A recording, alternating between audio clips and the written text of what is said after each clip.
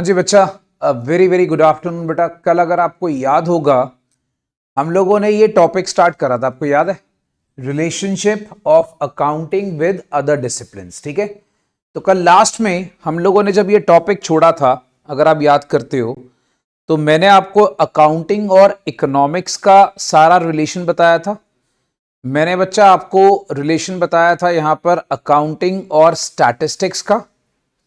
ठीक है, और फिर हमने इसको रोक दिया था। And next we have to do a very important relationship, that is what is the relationship between accounting and mathematics.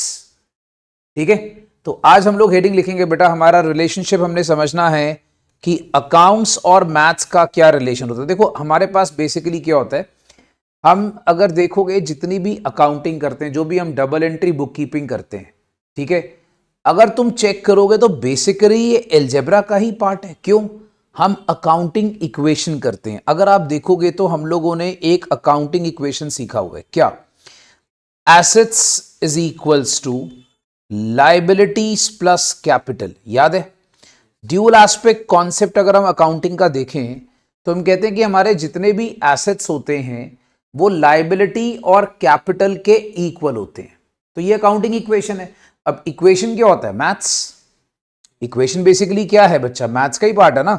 तो मैं आपको बताने की कोशिश क्या कर रहा हूं कि हम लोग यहां पर जब भी अकाउंटिंग करते हैं तो अकाउंटिंग एक तरह से आपका एल्जेब्रिक पार्ट होता है, राइट? तो अकाउंटिंग के अंदर मैथमेटिक्स की रिलेशनशिप्स, मैथमेटिक्स की कंप्यूटेशंस, मैथमेटिक्स की मेजरमेंट सब कुछ आती है। जो आप जब भी कोई चीज में नंबर्स में डील करते हो बच्चा, वो ऑटोमेटिकली किस फॉर्म में चला जाता है? अकाउंटिंग में। जैसे फॉर एग्जाम्पल अगर हम बात करते हैं, हम लोग मैथ्स के अंदर ना कई बार इंटरेस्ट कैलकुलेशन करते हैं। अब इंटरेस्ट कैलकुलेशन अकाउंटिंग बेस्ड होता है, ठीक है? तो याद रखना, जैसे आप डेप्रीसिएशन निकालते हो, डेप्रीसिएशन के आप फॉर्मूलाज यूज करते हो। अब फॉर्मूलाज वो बेसिकली कौन से होते हैं? थोड़े मैथमेटिकल फॉर्मूला होते हैं। तो बेसिकली वो फॉर्मूलाज है कौन से? वो मैथमेटिकल फॉर्मूलाज है। सो मैं आपको कहना क्या चाहता हूं बच्चा, जैसे सपोज कर लो आप लोन रीपे करते हो, आप सारा का सारा कोई कैलकुलेशन करते हो, आप कोई चीज को रेशियोज में प्रेजेंट करते हो। कई बार क्या होता है, हम लोग अकाउंट्स में चीजों को रेशियोज में प्रेजेंट करते हैं। तो जो रेशियो प्रेजेंटेशन होती है बेटा, वो क्या होती है? वो सारी मैथमेटिक्स है। सो मैं आपको कहना क्या चाहता हूं कि जो डबल एंट्री बुक कीपिंग होता है, याद रखना, आपको याद होगा, वही नोट करना है जो आपको मैं अंडरलाइन करके दूंगा। ठीक है? सो डबल एंट्री बुक कीपिंग को हम कन्वर्ट करते हैं एल्जेब्रिक फॉर्म में। कहने का मतलब ये हो गया बेटा, पहली बात, आपके पास जो सारा का सारा बुक कीपिंग होती है वो एक हिसाब से एल्जेब्रा का ही पार्ट होती है, राइट? जो फंडामेंटल अकाउंटिंग इक्वेशन है जिसको हम कहते थे assets is equal to liabilities plus capital, जो ड्यूल एस्पेक्ट की इक्वेशन होती है, वो भी सारा किसका पार्ट होती है बच्चा? अकाउंटिंग का ही पार्ट होती है। अगर आप इसको पढ़ोगे, क्या लिखा है? The fundamental accounting equation will be discuss in detail, जो हम लोग आगे पढ़ेंगे। तो that is basically the part of algebra only. So याद रखना, knowledge of arithmetic and algebra is a prerequisite for accounting computations and measurements. मतलब accounting की कैलकुलेशंस के लिए हम लोगों को अरिथमेटिक और एल्जेब्रा की नॉलेज होनी बहुत ज्यादा जरूरी है। याद रखेंगे दोस्तों, कोई भी अकाउंटिंग कैलकुलेशंस के लिए मुझे अरिथमेटिक और एल्जेब्रा की बहुत ज्यादा कैलकुलेशंस की रिक्वायरमेंट है। जैसे फॉर एग्जांपल हम लोग जब इंटरेस्ट कैलकुलेट करते हैं, एन्युटी कैलकुलेट करते हैं, ये सारे के सारे बेसिकली क्या है? ये अकाउंटिंग का ही पार्ट है। अच्छा मुझे बताओ, हम इंटरेस्ट किस में कैलकुलेट करते हैं? हम इंटरेस्ट कैलकुलेट करते हैं अकाउंटिंग के अंदर, हम इंटरेस्ट कैलकुलेट करते हैं मैथ्स के अंदर। तो आपस में रिलेशन है। आपको पता है एन्युटी क्या होती है? Annuity is annual payment.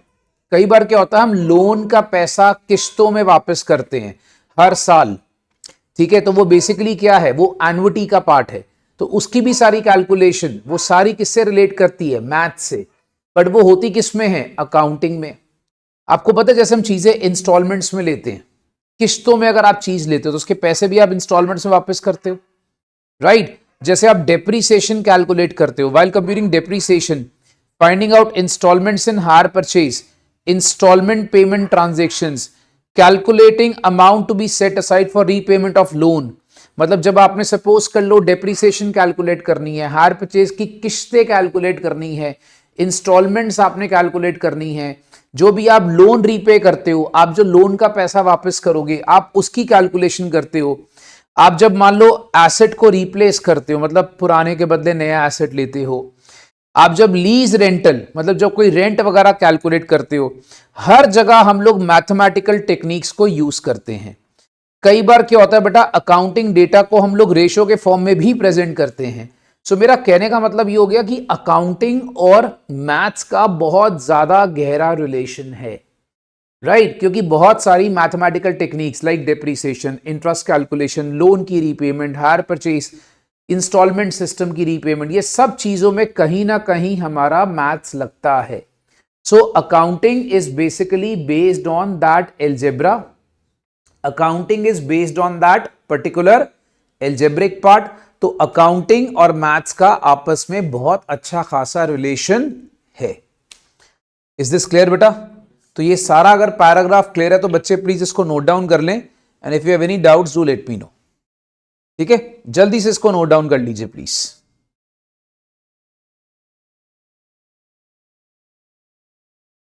I hope बच्चा, जितने बच्चे ऑनलाइन में हैं एवरीबडी इज क्लियर। अपने अपने थम्स अप कर दीजिएगा अगर आपको क्लियर है तो।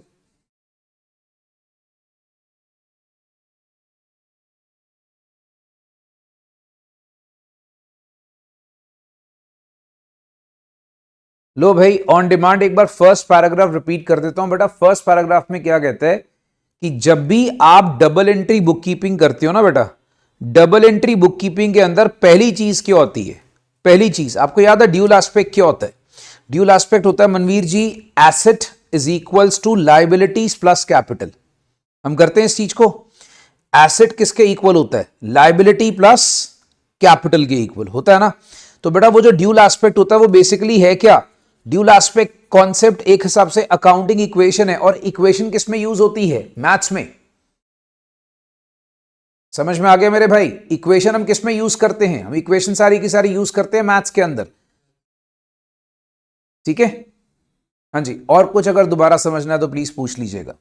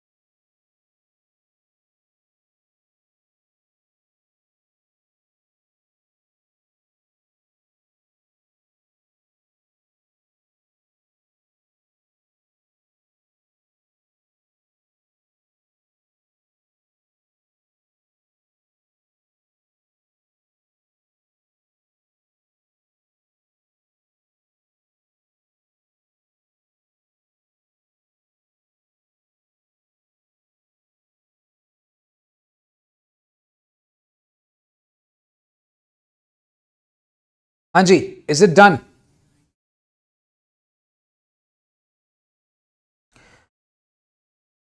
चलो हम लोग बड़ा नेक्स्ट टॉपिक पर आ सकते हैं now. Please check this out very carefully बच्चा। नेक्स्ट हमारे पास आता है अकाउंटिंग और लॉ का आपस में क्या रिलेशन है। देखो आपको एक चीज बताता हूं।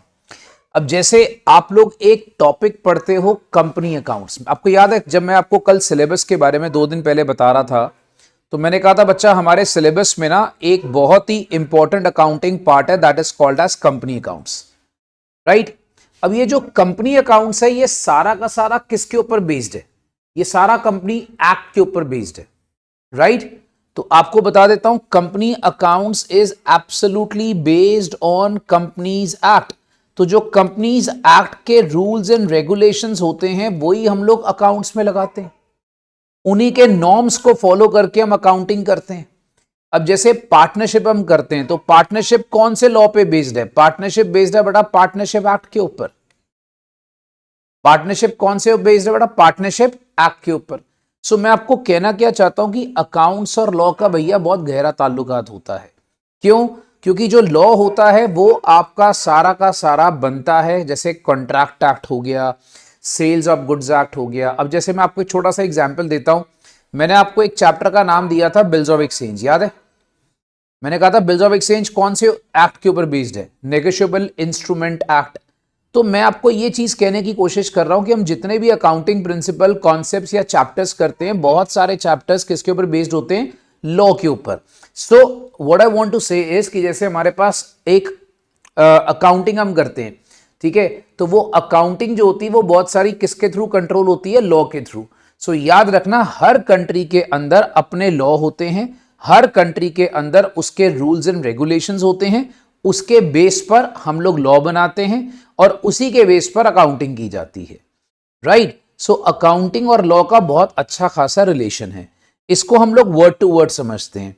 An economic entity operates with in a legal environment. अब आप मुझे बताओ, अगर आप बिजनेस भी करोगे तो आप लीगल वे से ही करोगे ना। अब ये थोड़ी कि आप ड्रग्स बेचना शुरू कर दोगे या आप स्मगलिंग का धंधा शुरू कर दोगे, अब ऐसा तो करोगे नहीं, राइट। सो आप इसमें कोई इलीगल काम नहीं करोगे।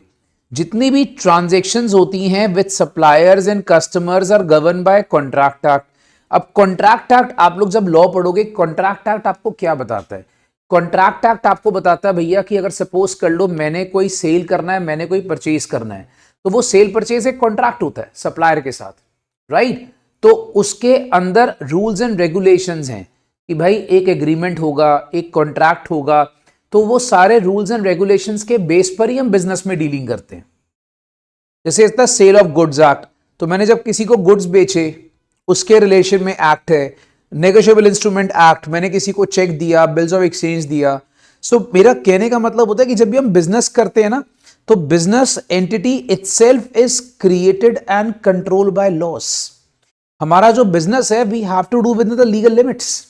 सो what I want to say is दोस्तों कि अगर सपोज कर लो आप आज बिजनेस भी करना शुरू करते हो, तो बिजनेस भी बच्चा सपोज कर लो ये कानून है, ये लॉ का दायरा है, तो आपको बिजनेस इसके अंदर अंदर ही करना है।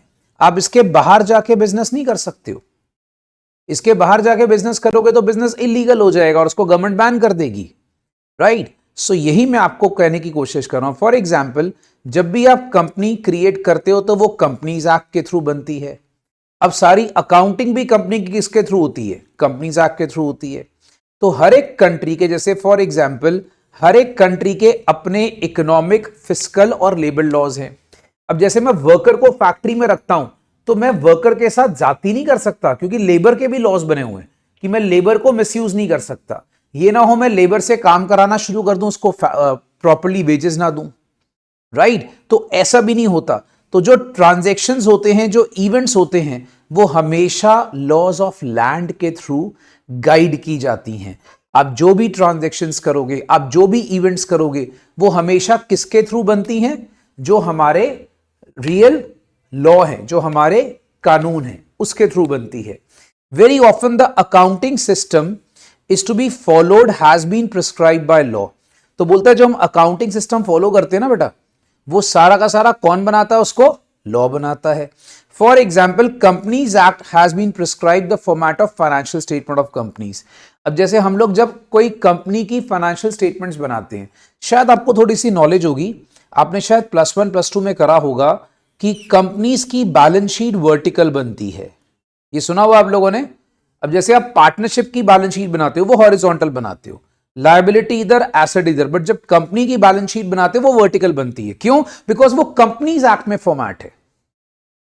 Is this clear? तो हम लोग को अकाउंट्स और लॉ के बीच में बहुत बहुत बहुत ज्यादा गहरा रिलेशन है, और आप उसी रिलेशनशिप के बेस पे सारी अकाउंटिंग करते हो। बच्चों, इज दिस क्लियर? पक्का? ठीक है, इसको नोट करें प्लीज। आई होप बेटा जो ऑनलाइन वाले बच्चे हैं अपने थम्स अप कर देंगे अगर आपको क्लियर है तो। जल्दी से अपने अपने अच्छे अच्छे ठेंगे दिखा दो, ठेंगा दैट इज क्लियर। ठीक है, जल्दी से, शाबाश, वेरी गुड। नोट करे बच्चा।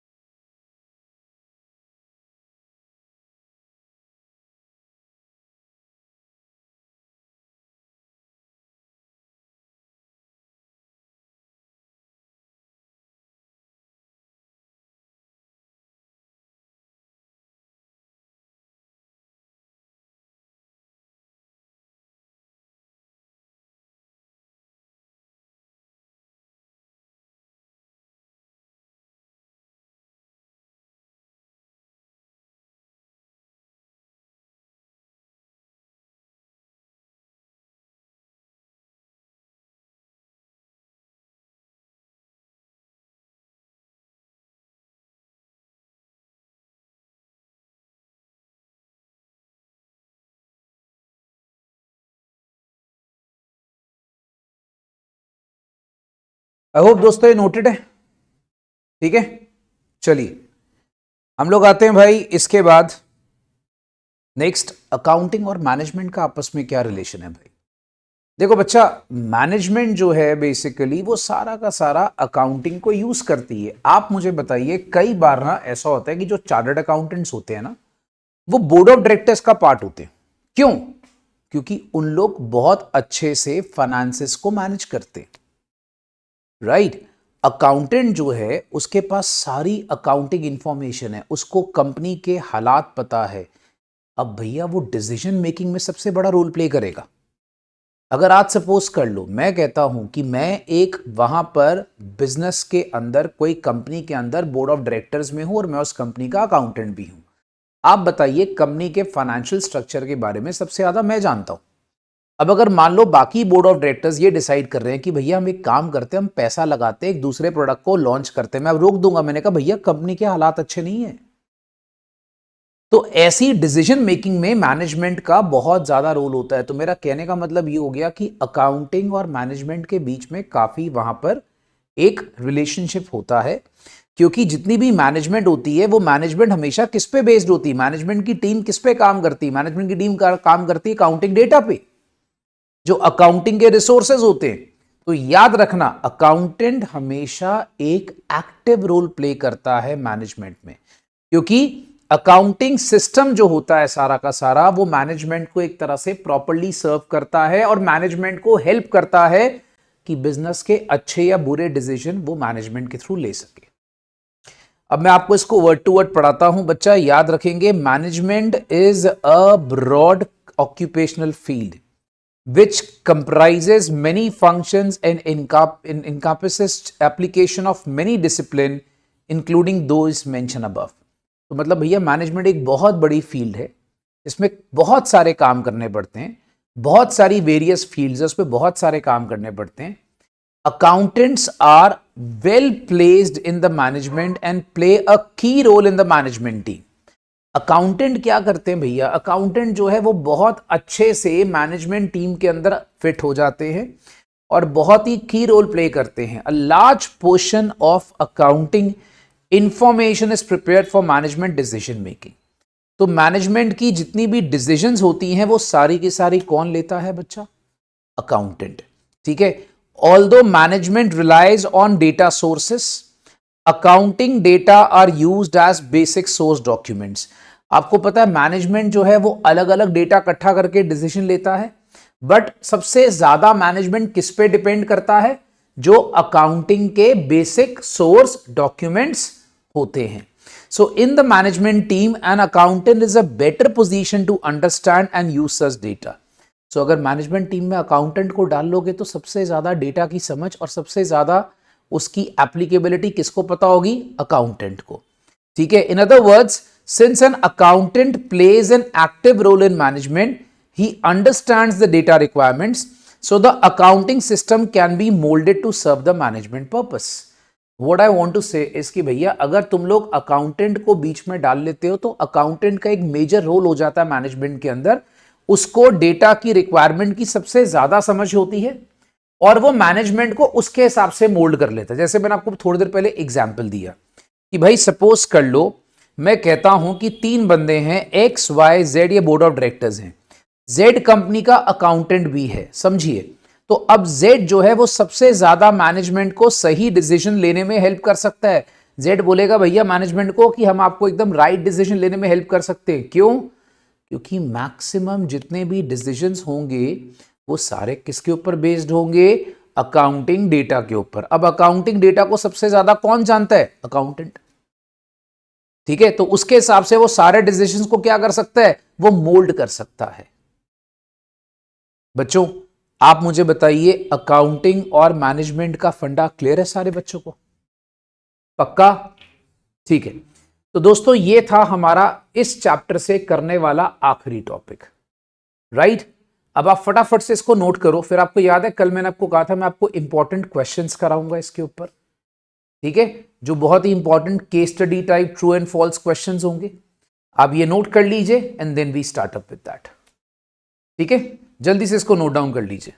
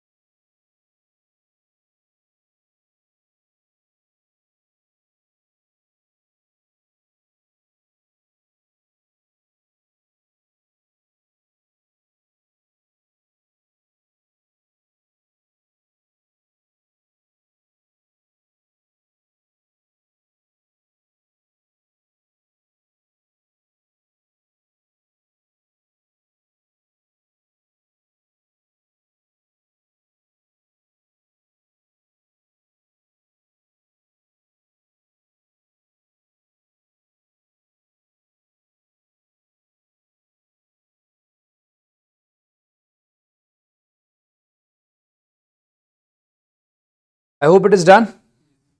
चलो गुड बच्चा, अब हम लोग आ जाएंगे आईसीआई की बुक पे।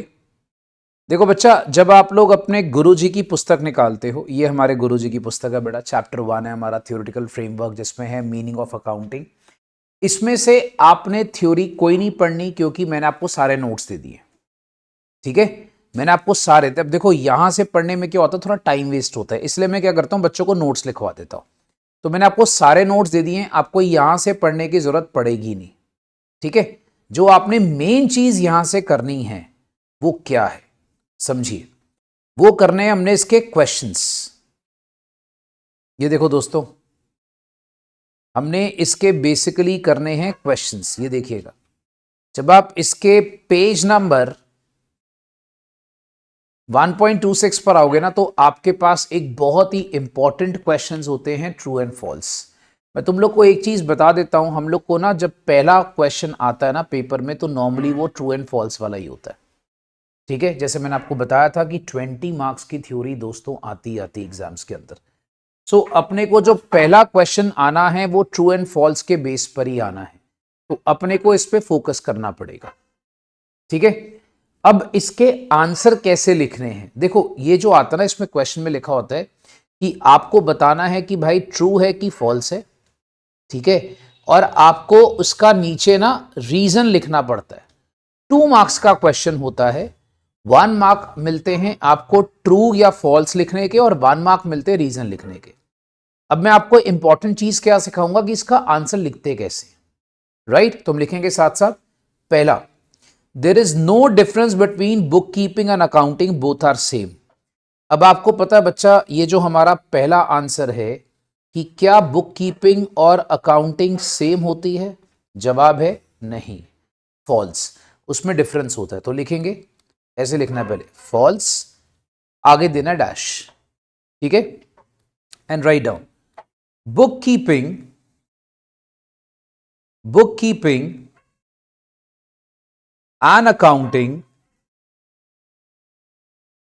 are different from each other. Bookkeeping and accounting are different from each other.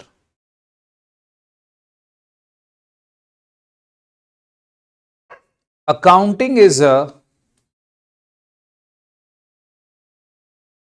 broader concept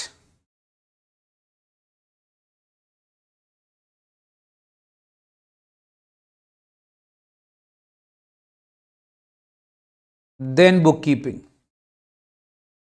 Accounting is a broader concept than bookkeeping. Accounting starts where bookkeeping ends.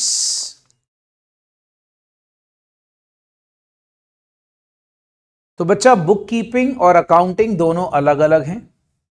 याद रखना, बुक कीपिंग जो है वो accounting से थोड़ा छोटा concept है, vice versa बोले तो अकाउंटिंग एक बहुत वाइड कॉन्सेप्ट है। अकाउंटिंग वहां पे शुरू होती है जहां पे बुक कीपिंग खत्म होती है। तो इस तरह से इसका आंसर लिखना है, याद रखना। ठीक है, so book keeping is just a recording face. Bookkeeping is a recording phase, whereas accounting is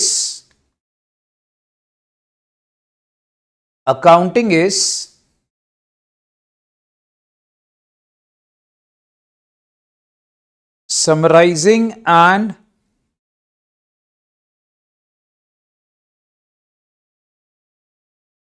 analysing phase. तो बुक कीपिंग सिर्फ बेसिकली फोकस क्या करता है, रिकॉर्डिंग कर लो। बट अकाउंटिंग क्या करता है, अकाउंटिंग उन चीजों को समराइज करता है और उसको क्या करता है भाई, एनालाइज करता है। ठीक है, तो यू कैन अंडरस्टैंड बच्चा, 1 मार्क इसके और 1 मार्क आपके रीजन के आते हैं। ठीक है, सो मेरा बेसिकली मोटिव क्या है, आपको आंसर लिखना सिखाना। चलिए आंसर 2 लिखते हैं। Management accounting covers the preparation and interpretation of financial statements and communication to the users of accounts. आप बताओ मैनेजमेंट अकाउंटिंग बेटा वो क्या फाइनेंशियल स्टेटमेंट्स को बनाता है? नहीं, मैनेजमेंट अकाउंटिंग सिर्फ डिसीजन मेकिंग में हेल्प करता है। फाइनेंशियल स्टेटमेंट्स को कौन बनाता है? Financial accounting. ठीक है, जो रिजल्ट्स बताता है बिजनेस के, जो रिजल्ट्स हम बिजनेस के यूजर्स को कम्युनिकेट करते हैं, वो कौन करता है? वो फाइनेंशियल अकाउंटिंग करता है। तो मैनेजमेंट अकाउंटिंग नहीं करता। तो इसका आंसर क्या है? False.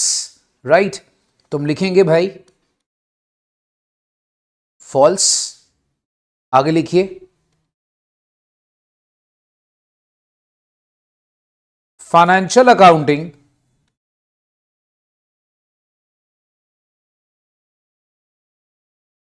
covers the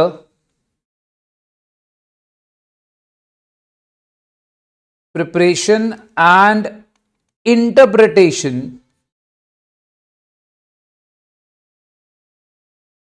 of financial statements। देखो एक बात और याद रखना,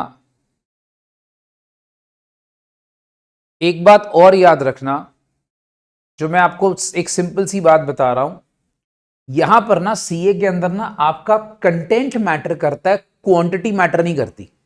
मतलब बच्चा बोलेगा सर हम एक काम करते हैं, बड़ा आंसर लिखेंगे तो ज्यादा मार्क्स मिलेंगे, ऐसा कुछ नहीं है।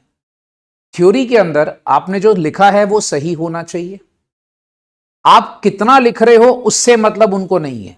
सो याद रखना, content and quality of the answer does matter but not the quantity of the answer. Is that clear? ठीक है, अब जैसे मैंने यह 2 लाइनों में खत्म कर दिया, क्या? क्योंकि हमें पता है मैनेजमेंट अकाउंटिंग ना किताबें बनाता है ना रिजल्ट्स इंटरप्रेट करता है। तो बेसिकली रिजल्ट्स की इंटरप्रिटेशन और सारा कुछ कौन करता है? Financial accounting. Is this clear? ठीक है, चलिए हम आते हैं बेटा थर्ड में। Financial accounting is concern with the internal reporting to the managers of business unit. नहीं, ये भी फॉल्स है। क्यों? जो मैनेजर का सारा काम होता है, जो मैनेजमेंट की रिपोर्टिंग होती है, वो कौन सी अकाउंटिंग करती है? वो मैनेजमेंट अकाउंटिंग करती है। Is this clear? तो अब देखो क्वेश्चन वो कैसे घुमा फिरा के डालता है। मतलब आपको पहले थ्योरी समझाने का मतलब ये होता है कि आपको टॉपिक समझ में आ जाए। बट अगर आप ये सोच के चल रहे हो कि मुझे एग्जाम में सर क्वेश्चन आएगा डिफाइन मैनेजमेंट अकाउंटिंग, हम बच्चे नहीं है भाई, हम छोटी क्लासेस में नहीं है, we're into professional course. Right, so याद रखना, जैसे यहां पर आपके पास आएगा financial accounting is concern with internal reporting, no. So इसका जवाब क्या है? Answer 3 false. आंसर लिखेंगे बेटा, मैनेजमेंट अकाउंटिंग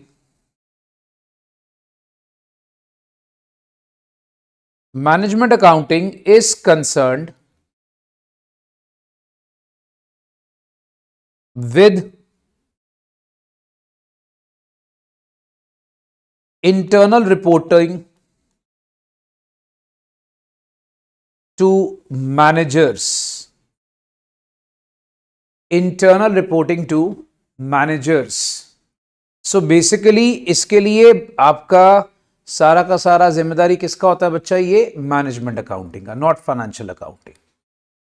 ठीक है, आंसर आ गया 4 का। हाँ जी बोलो भाई। सर थर्ड में वो सेकंड वाला आंसर भी तो लिख सकते हैं, जो हमने सेकंड क्वेश्चन का आंसर लिखा था, फाइनेंशियल अकाउंटिंग को एक्सप्लेन कर सकते हैं। हाँ बेटा, बेसिकली क्या है, आप वहां पर क्या है कि उसको ये बताना है। देखिए हार्दिक जी, प्रॉब्लम क्या है कि अगर आप बताओगे कि भाई नहीं फॉल्स क्यों है, फॉल्स क्यों है, क्योंकि फाइनेंशियल अकाउंटिंग का ये काम नहीं होता। फाइनेंशियल अकाउंटिंग का काम नहीं तो किसका काम है? रिपोर्टिंग करना मैनेजर्स को। मैनेजमेंट अकाउंटिंग का काम है। तो ये आपको आंसर लिखना ज्यादा बेटर रहेगा। राइट, तो आपको ना बच्चा पहले ये बताना पड़ेगा कि भाई अगर फाइनेंशियल अकाउंटिंग का काम नहीं है तो किसका काम है? वो काम है बच्चा मैनेजमेंट अकाउंटिंग का। Are you getting it? इसीलिए मैं आपको बता रहा हूं। हाँ जी, एवरीबडी इज क्लियर?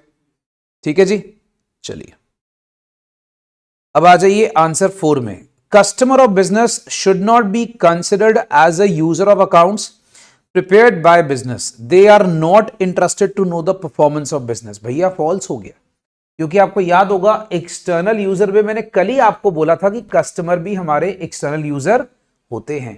क्योंकि मुझे एक बात बताओ, अब अगर सपोज कोई कस्टमर आपसे गुड्स खरीद रहे, अगर आप चाहते हो कि कस्टमर आपसे गुड्स खरीद रहे, मैं छोटा सा एग्जांपल देता हूं। कस्टमर को पता कि आपकी कंपनी बंद होने वाली है, आप वारंटी जितनी बोल रहे हो सब झूठ है। आज अगर सपोज मैं टीवी खरीदने जा रहा हूं, मुझे पता है कल वो कंपनी बंद होने वाली, तो मैं उसका टीवी खरीदूंगा नहीं, कल को वारंटी नहीं मिलेगी। मैं एक गाड़ी खरीदने जा रहा हूं, जैसे आपको याद होगा थोड़े साल पहले एक मतलब थोड़ा सा हुआ था कि भैया फोर्ड बंद हो रही है, इंडिया से फोर्ड बंद हो रही है, फोर्ड गाड़ी की जो कंपनी है, ठीक है, वो इंडिया से अपना प्लांट लोड उठा रही है सारा। तो लोगों ने क्या करा था, फोर्ड गाड़ियों को खरीदना बंद कर दिया, ठीक है। तो ऐसे कस्टमर का भैया सेम रोल होता है। कस्टमर आपकी प्रॉफिटेबिलिटी पे बहुत ज्यादा मैटर करता है, बिकॉज जो भी आपके गुड्स की सप्लाई होती है, जो कस्टमर आपके गुड्स की डिमांड क्रिएट करता है, वो कंपनी की प्रॉफिटेबिलिटी और स्टेबिलिटी के हिसाब से डिमांड करता है। तो क्या कस्टमर आपके अकाउंट्स को यूज कर सकता है? हाँ जी, कर सकता है। तो इसका जवाब भी क्या है? फॉल्स। तो आइए इसका जवाब लिखते हैं, false. Customers are also concerned with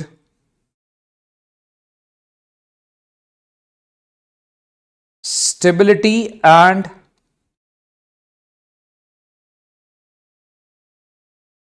profitability of business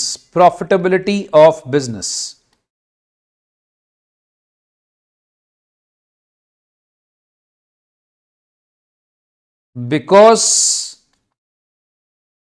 it can affect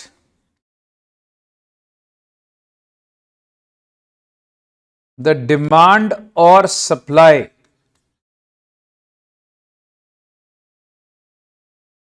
of goods, because it can affect the demand or supply of goods. चलो भाई, अब लिखते हैं आंसर 5। देखो, summarising is the basic function of accounting. All business transactions of financial character evidenced by some documents such as sales bill, passbook, salary slip are recorded in the books of account. पहली बात, आप मुझे बताइए, जो वो कह रहा है कि समराइजिंग एक बेसिक फंक्शन है अकाउंटिंग का, नहीं, रिकॉर्डिंग बेसिक फंक्शन होता है। पहले रिकॉर्ड करोगे तो उसके बाद ही समराइज करोगे। तो अकाउंटिंग का बेसिक फंक्शन समराइजिंग नहीं है। सबसे पहला फंक्शन क्या होता है? चीजों को आइडेंटिफाई करना, रिकॉर्ड करना, फिर क्लासिफाई करना। तो बेसिक फंक्शंस कौन सी होती हैं? रिकॉर्डिंग। तो याद रखना, रिकॉर्डिंग एक बेसिक फंक्शन है, राइट। अब जैसे लिखा है, सारी बिजनेस ट्रांजेक्शन फाइनेंशियल कैरेक्टर की जो हमारे पास होती है, उसको जैसे जिसके साथ सेल्स बिल होता है, पासबुक होती है, सैलरी स्लिप होती है, क्या उसको हम अकाउंट्स में रिकॉर्ड कर लेते हैं? हाँ जी बच्चा, उसको हम अकाउंट्स में रिकॉर्ड कर लेते हैं, बट उसमें कोई बुरी बात नहीं है। बट द पॉइंट इज, जो उसने पहली लाइन लिखी है उसकी वजह से इसका आंसर फॉल्स हो जाएगा, क्योंकि summarising is not the basic function of accounting, right. ठीक है, तो हम इसका जवाब लिखेंगे, आंसर आएगा बच्चा इसका भी फॉल्स। और आगे जवाब देंगे भाई कि recording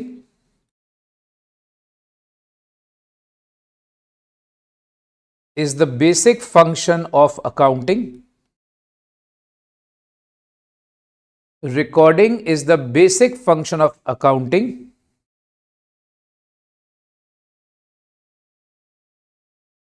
Summarizing is concerned with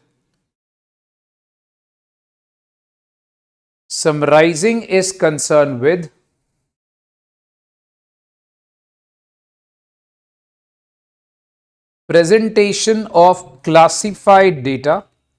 जो भी हमारा क्लासिफाइड डेटा होता है उसको सही तरीके से प्रेजेंट करना, in a manner useful to the users of accounting information.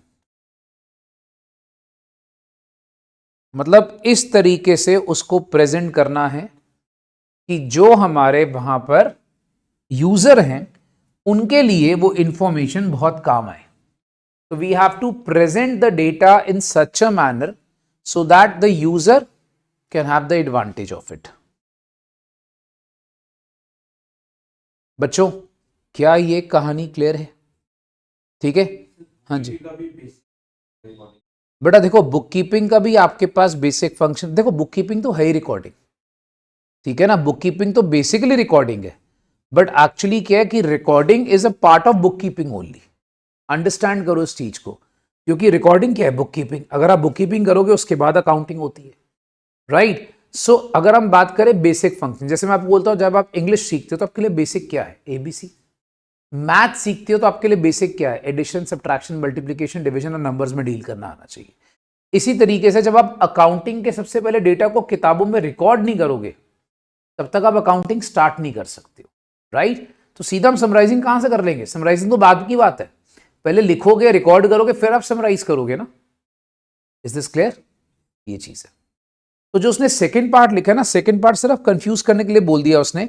आपको बोलता है यार सारी बिजनेस ट्रांजैक्शन फाइनेंशियल कैरेक्टर की जिसमें सेल्स बिल, अरे यार उसको हम रिकॉर्ड करते, मैंने कब मना करा नहीं रिकॉर्ड करते। बट द मुद्दा है जो उसने पहला पॉइंट दे दिया कि समराइजिंग एक बेसिक फंक्शन अकाउंटिंग का है, नहीं। तो समराइजिंग क्या है उसको एक्सप्लेन कर दो। Is this clear everyone? Good. Balance sheet shows the position of business on the day of its preparation and not on the future date. Yes, it is true. क्योंकि जिस दिन बैलेंस शीट बनती है, balance sheet हमेशा उस दिन का आपका फाइनेंशियल पोजीशन बताती है। जिस दिन बैलेंस शीट बनती है, दोस्तों याद रखिएगा, जिस दिन बैलेंस शीट बनती है तो बैलेंस शीट हमेशा आपको उस दिन का फाइनेंशियल स्ट्रक्चर बताती है, राइट। अब बैलेंस शीट कभी फ्यूचर को प्रेडिक्ट नहीं करती, क्यों? बिकॉज सारी अकाउंटिंग के अंदर एक लिमिटेशन होता था, याद करो, अकाउंटिंग इज हिस्टोरिकल बेस्ड, ठीक है, हिस्टोरिकल बेस्ड होता है। तो इसीलिए हम इसका आंसर 6 क्या लिखेंगे भाई?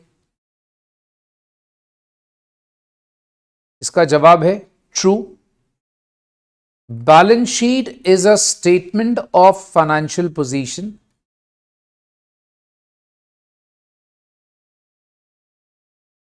Balance sheet is a statement of financial position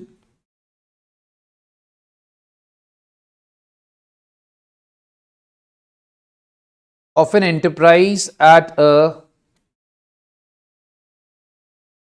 given date. तो बैलेंस शीट बेसिकली क्या है? वो स्टेटमेंट है एक फाइनेंशियल पोजीशन का, एंटरप्राइज का, ठीक है।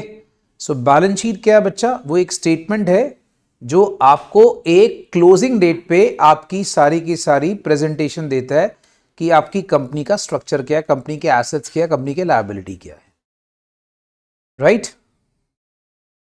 Okay. Objectives of bookkeeping are complete recording of transaction and ascertainment of financial effect on business. क्या ये सही है? बोलो क्या लगता है आप लोग को? बुक कीपिंग के ऑब्जेक्टिव है सिर्फ चीजों को रिकॉर्ड करना और उसका फाइनेंशियल इंपैक्ट दिखाना, सही है? क्योंकि बुक कीपिंग का काम इसके आगे होता ही नहीं है। याद करो, जो हमारे पहले 3 फीचर होते थे वो बुक कीपिंग में जाते थे, याद कर लो बच्चा।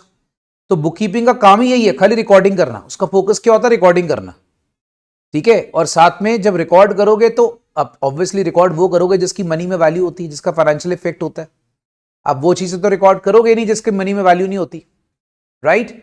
सो बुक कीपिंग का ऑब्जेक्टिव यही होता है, तो जवाब है ट्रू। तो जस्ट ट्राई एंड अंडरस्टैंड कि क्वेश्चन कैसे घुमा फिरा के डालते हैं उन लोग, राइट। सो दोस्तों इसका भी जवाब है ट्रू। तो अब लिखेंगे yes, book keeping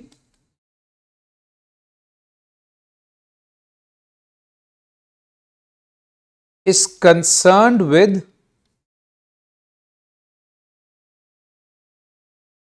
complete recording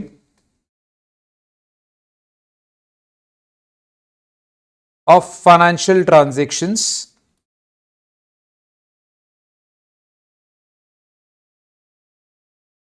made in accounting period. तो बुक कीपिंग बेसिकली क्या होता है बच्चा? बुक कीपिंग आपके पास होता है कि भाई हम लोग एक कंप्लीट रिकॉर्डिंग करते हैं फाइनेंशियल ट्रांजैक्शन का जो हमने वहां पर एक पर्टिकुलर अकाउंटिंग पीरियड में करी है, राइट दोस्तों? ओके।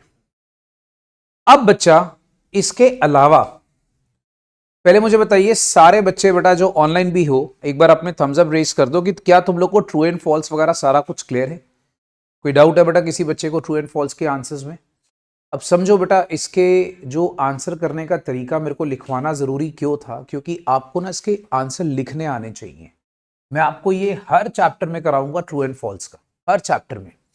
और बेसिकली क्या होता है, ये जो आईसीआई की बुक के ट्रू एंड फॉल्स होते हैं ना, इसके अलावा जो मैं आपको अपनी बुक दूंगा, मेरी बुक में भी ट्रू एंड फॉल्स है, तो वो भी हमने करने हैं, राइट? ओके। अब हमारे पास आता है बेटा एमसीक्यू। यस सर, हमारे एग्जाम में एमसीक्यू भी अब आएगा, याद रखिएगा। तो हम लोगों को थोड़ा सा थ्योरेटिकल एमसीक्यू को भी फोकस करके देखना है। हम क्या करेंगे बच्चा, हर चैप्टर के ना थ्योरी और एमसीक्यू, जो स्टार्टिंग के थ्योरी चैप्टर्स हम कर रहे हैं, उसके थ्योरी और एमसीक्यू हम साथ साथ करते जाएंगे, ताकि क्या होता है, बाद में चैप्टर भूल जाता है। थ्योरी अभी पढ़ी दिमाग में रहती है, 3 दिन बाद आपको बोलूंगा अगर आप इसको रिवाइज नहीं करोगे तो भूल चुकी होगी, राइट? चलिए, Which of the following is not a subfield of accounting? बोलो जवाब क्या कहते हो आप लोग? बुक कीपिंग, बिल्कुल सही, क्योंकि बुक कीपिंग एक सबफील्ड नहीं होता, मैनेजमेंट अकाउंटिंग होता है, कॉस्ट अकाउंटिंग होता है। Purpose of an accounting system includes all the following except, एक मिनट, क्या अकाउंटिंग सिस्टम सबसे पहले इंटरप्रेट और रिकॉर्ड करता है? हाँ जी करता है, ए ऑप्शन सही है, ठीक है। उसने बोला एक्सेप्ट, एक्सेप्ट मतलब जो नहीं है, ठीक है। क्लासिफाई द इफेक्ट, यस बेटा, वो इफेक्ट को क्लासिफाई भी करता है। Dictate the specific types of business enterprises transaction, भैया क्या अकाउंटिंग कोई भी स्पेसिफिक बिजनेस ट्रांजैक्शन को डिक्टेट करता है? नहीं करता। तो याद रखना, अकाउंटिंग कभी भी आपके पास एक स्पेसिफिक बिजनेस ट्रांजैक्शन को डिक्टेट नहीं करता। Is this clear? ठीक है।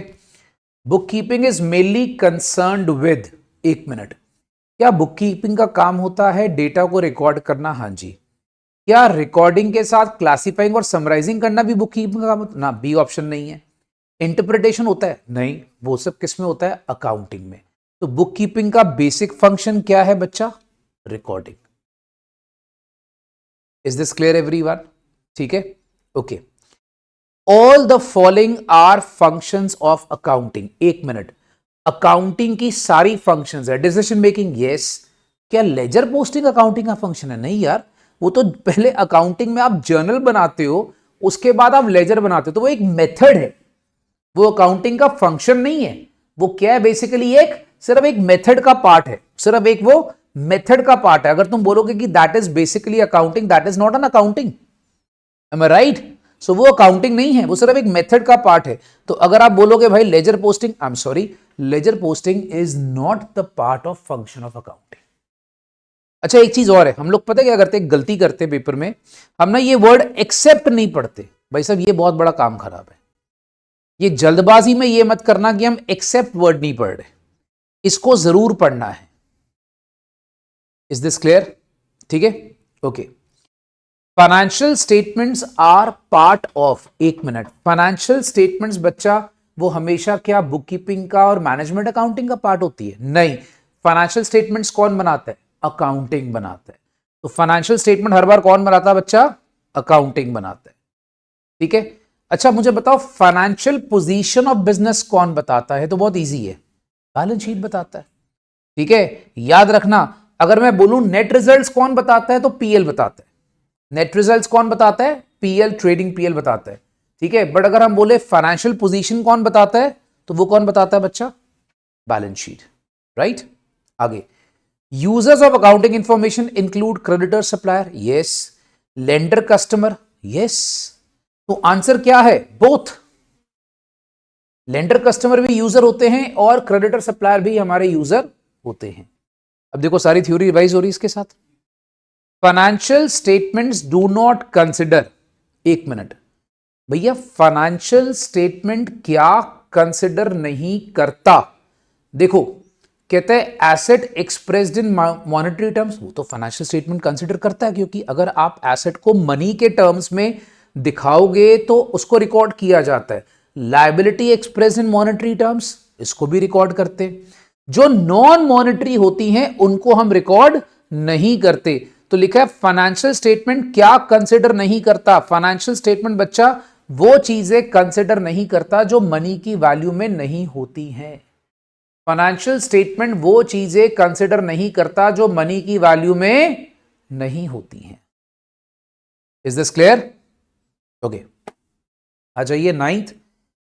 बच्चा मुझे बताइए, सोहन ने रेंट पे करा 5,000 का। अच्छा, अब यहां पर आपको बताना क्या है कि ये एक इवेंट है कि ये ट्रांजैक्शन है। देखो पहली बात, जैसे आपको प्रॉफिट हुआ, आपको याद होगा मैंने आपको स्टार्टिंग में हाथी भैया वाला एग्जाम्पल दिया था।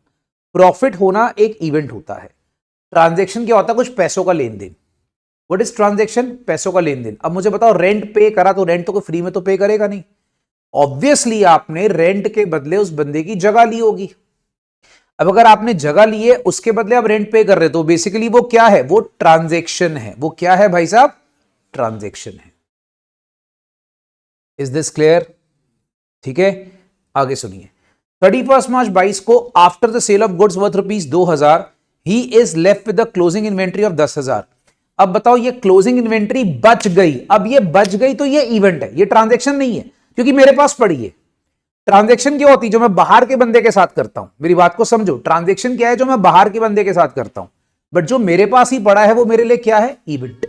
अब प्रॉफिट मेरा है, मेरे पास पड़ा है, किसी को देना थोड़ी है मेरे को, तो वो बेसिकली क्या है? इवेंट है। इसी तरीके से जब क्लोजिंग स्टॉक मेरे पास बच जाता है तो बच्चा वो क्या है? इवेंट है, वो ट्रांजैक्शन नहीं है। Is this clear? Good. Which of the following is not a business transaction? अच्छा चलो इसमें बताओ। बेटा हमने मशीन खरीदी बिजनेस के लिए, यस बिजनेस ट्रांजेक्शन है। हमने इंप्लॉय को सैलरी पे करी, यस ये बिजनेस ट्रांजेक्शन है।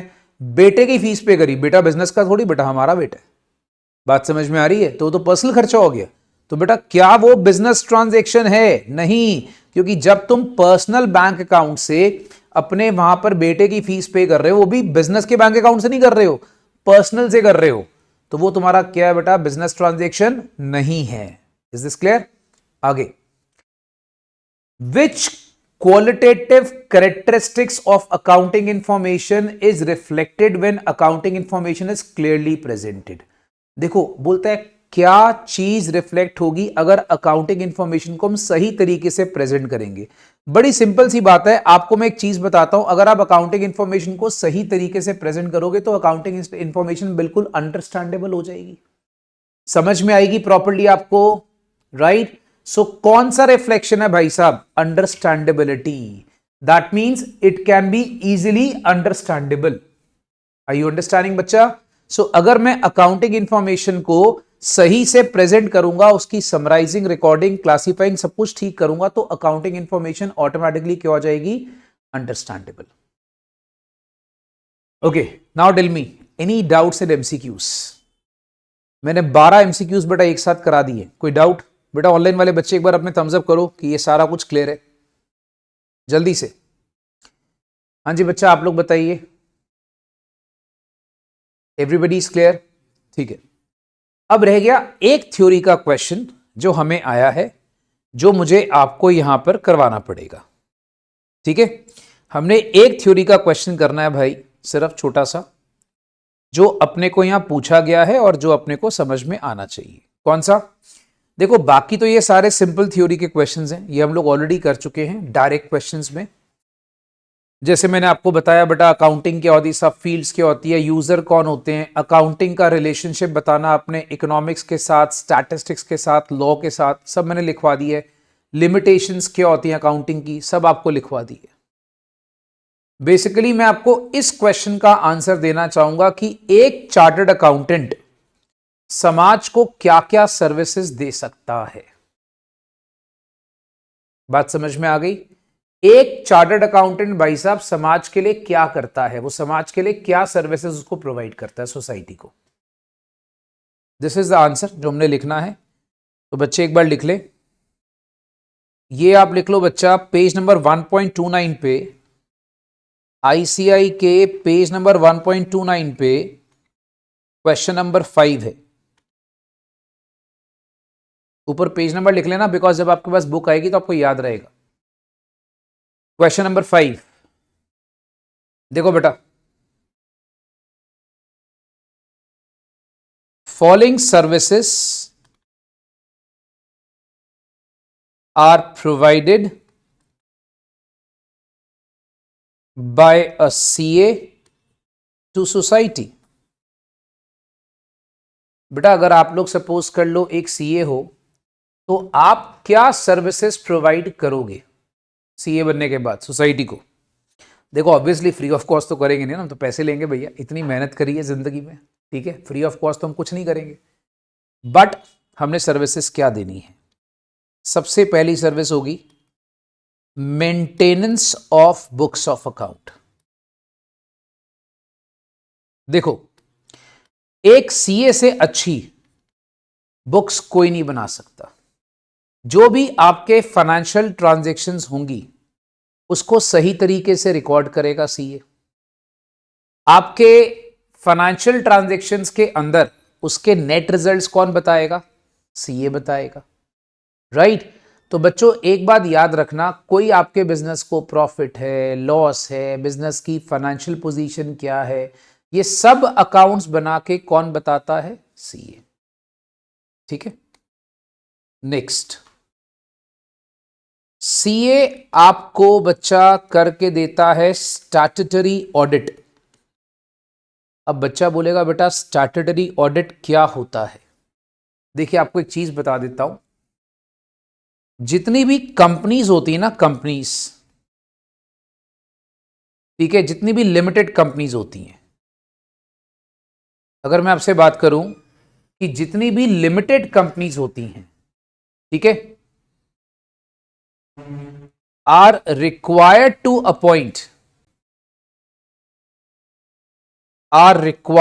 Appoint CS. उनको कंपलसरी होता है, मतलब ये नहीं कि ऑप्शनल होता है, ठीक है, सीएस कंपलसरली, मतलब ये नहीं कि उनको मर्जी है तो अपॉइंट करेंगे, उनको अपॉइंट करना ही होता है। क्यों करना होता है बेटा? क्योंकि उनको अपनी कंपनी का कराना होता है statutory audit. Statutory audit that means which is done by law, right? अब होता क्या है भाई, हर कंपनी के किताबों की ट्रू और फेयर व्यू होना चाहिए। हर कंपनी की किताबें पूरी प्रॉपर होनी चाहिए। याद रखना उसका पीएल अकाउंट कंपनी के सही प्रॉफिट बताए। एक सीए जब साइन कर देता है ना, तो एक भरोसा आ जाता है कि भैया उसने कंपनी के लिए सही काम करा है और कंपनी के सारे अकाउंट्स ऑथेंटिकेटेड है। आपको पता है बीइंग अ सीए आपके सिग्नेचर की बड़ी वैल्यू है। सो ऑडिटिंग जो है ना, सिर्फ ये नहीं कि आपने किताबें बनानी है, आपने किताबें चेक करनी है कि भैया किताबें जो है वो एज पर लॉ बनी है कि नहीं बनी। ठीक है, तो आपका क्या होता है, काम होता है कि भैया सारा का सारा उसको चेक भी करना। तो स्टैट्यूटरी ऑडिट एक करवाना होता है, वो भी सीए करता है। Then CA goes for internal audit. अब बच्चा बोलेगा सर आप एक बात बताओ कि ये इंटरनल ऑडिट क्या होता है? देखो सिंपल सा फंडा होता है, बिजनेस के अंदर सारा कंट्रोल बिजनेस को या ऑर्गेनाइजेशन को कौन करता है? मैनेजमेंट करता है। अब मैनेजमेंट जो है, लाइक यहां पर याद रखिएगा, उसके सारे एक्टिविटीज को कौन चेक करता है? हु विल चेक कि मैनेजमेंट इज परफॉर्मिंग गुड और bad? That is done by internal audit. अब इंटरनल ऑडिट क्या करता है कि भैया वो चेक करता है कि कहीं पे कोई हमारे एसेट का कोई मैनेजमेंट का बंदा मिसयूज तो नहीं कर रहा, क्या कंपनी का कोई रेवेन्यू खराब तो नहीं हो रहा, इधर उधर तो नहीं जा रहा, कोई कंपनी के फंड्स मिस एप्रोप्रिएट तो नहीं हो रहे। तो ये सारी चीजें मैनेजमेंट के अंदर रहते हुए कौन करता है? सीए। उसको बोलते हैं इंटरनल ऑडिट। ठीक है, so it has become a very important service to management. याद रखिएगा वो सारा का सारा बिजनेस की ऑपरेशनल एफिशिएंसी के अंदर होता है। ठीक है, याद रखिएगा। सो CS as an internal auditor,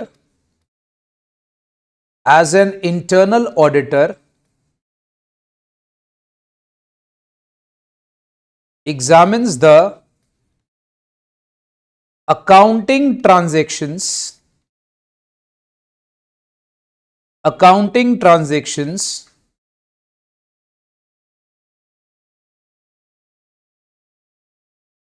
of management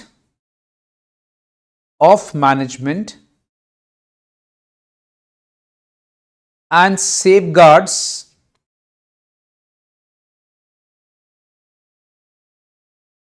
the revenue और एसेट्स ऑफ द कंपनी। तो उनका काम क्या होता है भैया कि सारा का सारा उसको सेफगार्ड करे इंटरनल ऑडिट के थ्रू। देखो स्टैट्यूटरी और इंटरनल में फर्क होता है भैया। स्टैट्यूटरी तो चलो कराना ही है, लिमिटेड कंपनीज को कराना ही पड़ेगा, उसके बगैर उनकी कंपनीज का वहां पर कोई भी अकाउंट को वैलिड नहीं माना जाएगा। इंटरनल ऑडिट बहुत बार कंपनीज खुद करवा लेती हैं, और आपको थोड़ा बता देता हूं, इंटरनल ऑडिट जो है वो बड़ी बड़ी कंपनीज कराती है। It is not compulsory, but कुछ कंपनीज के जो बोर्ड ऑफ डायरेक्टर्स होते हैं ना, उसमें से एक suppose main director, for example Mukesh Ambani ने बोल दिया कि भैया मेरे सारे बड़े बंदे सारे अच्छा काम कर रहे हैं, बट मुझे एक इंटरनल ऑडिट कराना है कि कोई मेरे फंड्स का मिस अप्रोप्रिएशन तो नहीं कर रहा, राइट? तो इंटरनल ऑडिट भी कंपनीज का होता है जो कंपनी की ऑपरेशनल एफिशिएंसी बताता है। Okay, now D point. D point कहता है भैया मेन चीज है सीए का काम क्या होता है, टैक्सेशन के मैटर्स में डील करना। ठीक है, आपको एक बात बताता हूं, अकाउंटेंट आपको प्रॉफिट बता सकता है बिजनेस का, बट जो टैक्स कैलकुलेशन है और टैक्स लायबिलिटी को सेटल कौन करता है, CA, right? CS handles all taxation matters of an enterprise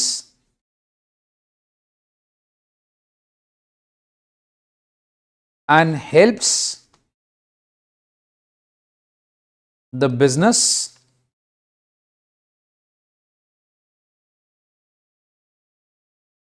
to settle the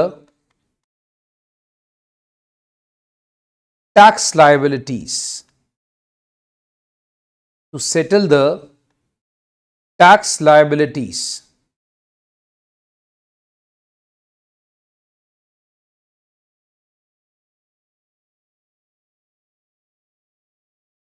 ठीक है, next.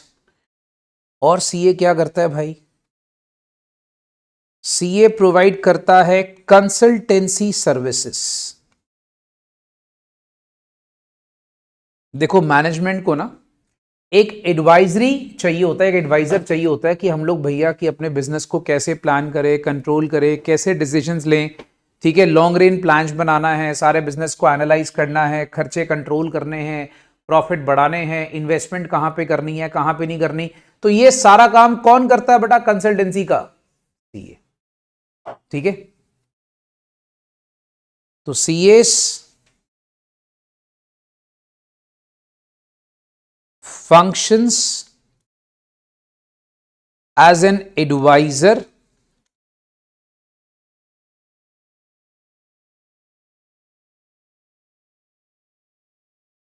to management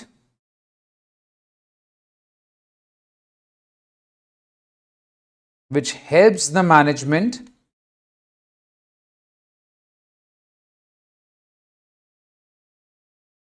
in taking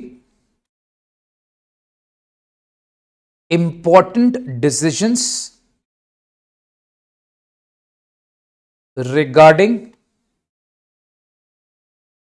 business। तो भाई साहब जितने भी बिजनेस के रिलेटेड इंपॉर्टेंट डिसीजंस होती हैं वो सारी की सारी कौन लेने में हेल्प करेगा? सीए। अच्छा, इसके अलावा भाई सीए एक और आपके लिए काम करता है, एक आपके लिए वो हर बार तैयार रहता है फाइनेंशियल एडवाइस को लेकर।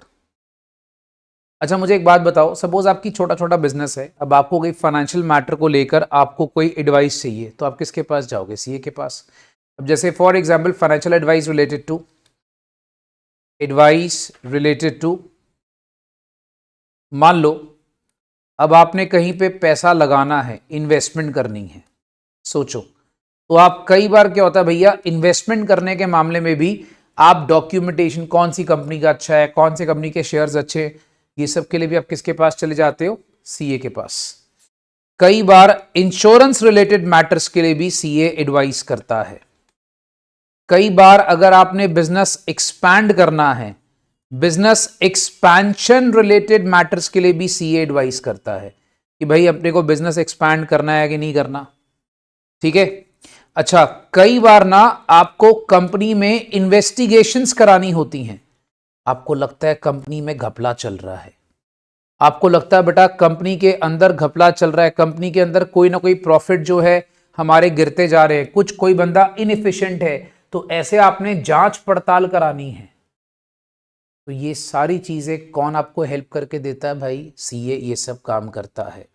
इसके अलावा सीए आपकी पेंशन स्कीम्स में भी वहां पर आपको एडवाइस करता है कि जो रिटायरमेंट बेनिफिट प्लान्स होते हैं भाई, कि सपोज कर लो भैया कल को आपको रिटायरमेंट करनी है, तो रिटायरमेंट बेनिफिट प्लान्स में कहां पे पैसा लगाओ, तो एज अ फाइनेंशियल एडवाइजर आपको सीए हेल्प करता है।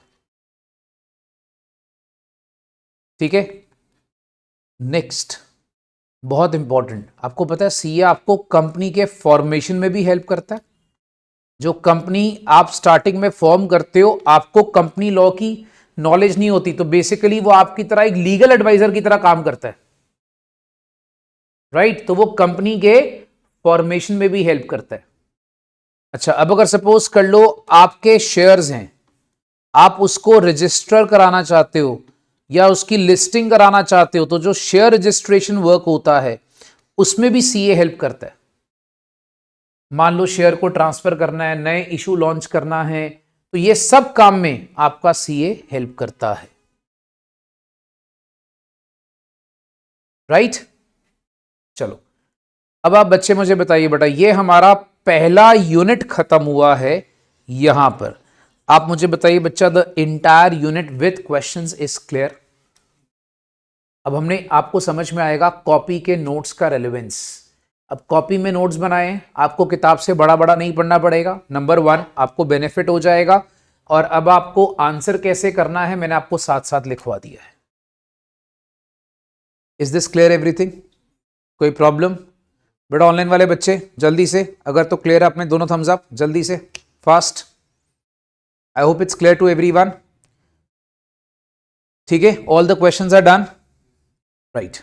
ओके, थैंक यू बच्चा। आज हम लोग इतना ही करेंगे, अब नेक्स्ट क्लास में हम लोग यूनिट 2 स्टार्ट करेंगे।